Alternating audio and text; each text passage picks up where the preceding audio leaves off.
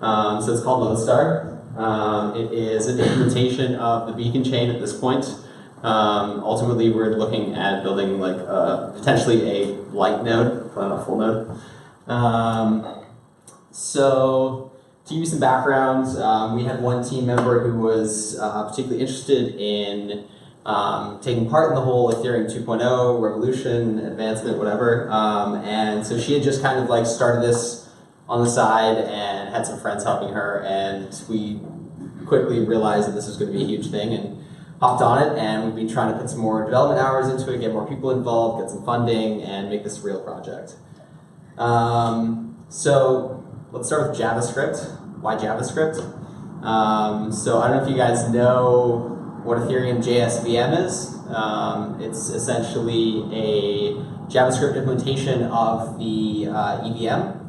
And it's very interesting because it's not a production level implementation, but it's arguably one of the more frequently used by developers. If you're running like Ganache or even Remix or something like that, like you're still interacting with JavaScript, and ultimately it's the JavaScript VM that's running in the background. So the whole kind of Ethereum JavaScript world is largely focused on development tooling. And so we're hoping to kind of be that iteration of the beacon chain.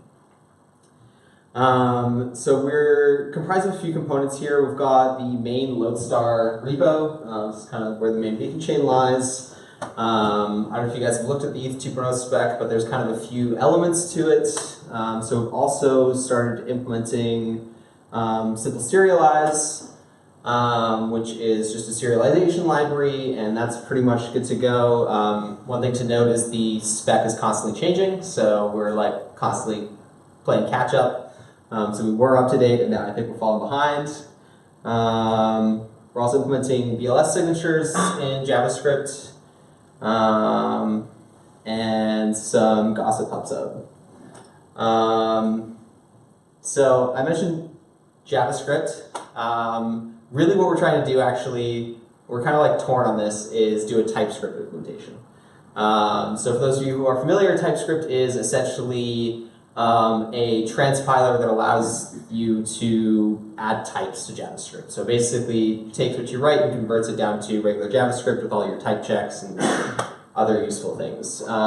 So we've been playing around with it. I think ultimately for the main implementation, it makes sense. Obviously with types, you've got a little bit of security guarantees. But one of the big things that I'm personally having a lot of internal dilemmas around is in the spec sheet, they're very specific about integer sizing. So int8, int16, etc., and some really bizarre ones like int20, I think.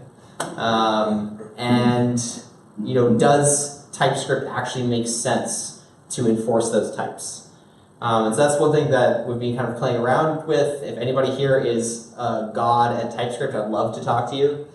But this library here, the fixed size number TypeScript, is kind of our first attempt at maybe looking at what benefits that could provide us. Ultimately with TypeScript, you just aren't really doing type validation, so you don't really get all the normal gains you would in a language like Rust or C or whatever.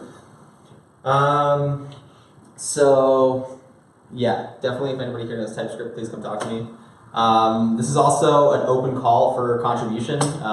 We are very driven to make this an open community sourced project. So if anybody is interested in taking part, we are very happy to help onboard you.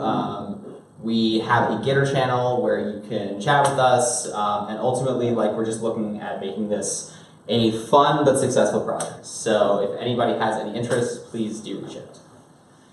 That's pretty much all I have to say. We're still very much in development phases. We recently got some large funding from an angel investor, I guess you'd call him. So yeah, any questions?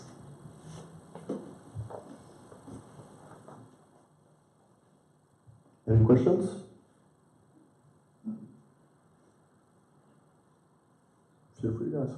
Okay, I think it's a good. Thank you very much.